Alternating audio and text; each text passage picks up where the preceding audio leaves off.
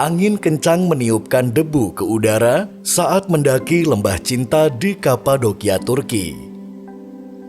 Kawasan perbukitan dengan semburat pink dan kuning terbentang di antara lembah merah dan jajaran batu mirip cerobong di kejauhan. Iklimnya kering, panas, dan berangin, namun pemandangannya luar biasa indah. 1000 tahun lalu, kawasan vulkanis ini membentuk bebatuan dan menjadi seperti kerucut serta jamur yang kini menarik jutaan orang untuk mendaki atau menjelajah menggunakan balon udara. Namun tahukah kamu, di bawah kawasan perbukitan Kapadokia ini terdapat jaringan raksasa yang tersembunyi selama berabad-abad. Sebuah kota bawah tanah yang bisa merahasiakan keberadaan hingga 20.000 orang. Konon, kota bawah tanah ini ditemukan oleh salah seorang penduduk saat mencari ayamnya yang hilang. Lantas, siapakah yang membangun kota bawah tanah ini dan sejak kapan ada kota bawah tanah ini? Sebelum lanjut, jangan lupa klik tombol subscribe dan nyalakan bunyi loncengnya agar tidak ketinggalan informasi unik dan menarik lainnya dari Beyond Fantasy. Pada tahun 1963, seorang pria di Derinkuyu, Turki, tidak sengaja menemukan terowongan di belakang salah satu dinding rumahnya. Saat itu, pria tersebut tengah merenovasi rumahnya. Namun tiba-tiba, unggas miliknya menghilang dan masuk ke dalam ceruk. Dibantu beberapa orang Turki, mereka melakukan penggalian dan menemukan lorong gelap yang terdiri dari 600 pintu. Tak hanya itu, lorong juga menyimpan rumah-rumah pribadi yang diyakini menjadi tempat tinggal 20.000 orang. Mereka menemukan tempat penyimpanan makanan kering, kandang ternak, sekolah, kilang anggur, dan kapel. Saat ditemukan, kota bawah tanah itu diperkirakan berusia 2000 tahun. Informasi terowongan seketika meluas, membuat beberapa pihak mulai mengidentifikasinya. Kota Kuni Elengubum atau yang sekarang disebut Derinkuyu terletak lebih dari 85 meter di bawah permukaan tanah dan mencakup 18 terowongan yang berbeda.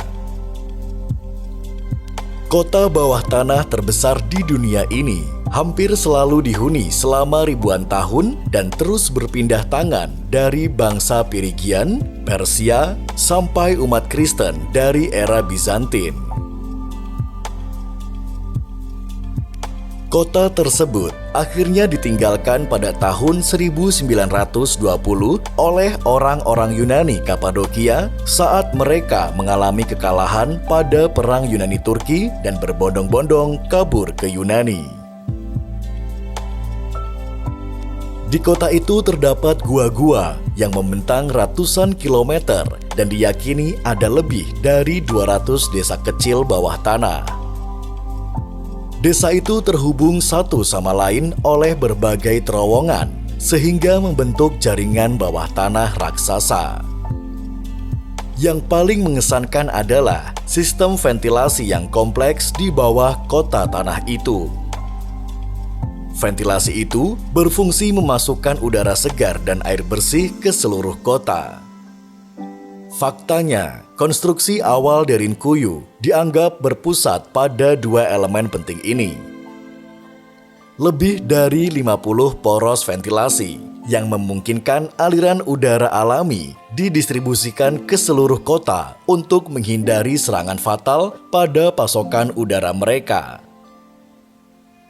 Sumur itu digali sedalam lebih dari 55 meter dan dapat dengan mudah dipotong dari bawah oleh penduduk kota. Masih samar mengenai petunjuk siapa yang membangun kota di bawah tanah ini. Departemen Kebudayaan Turki mengklaim kota bawah tanah Derinkuyu dibangun 2800 tahun yang lalu oleh orang Frigia Indo-Eropa. Luasnya diperlebar selama era Bizantium, mungkin oleh orang-orang Kristen awal-awal yang menggunakannya sebagai tempat persembunyian untuk menghindari penganiayaan Romawi.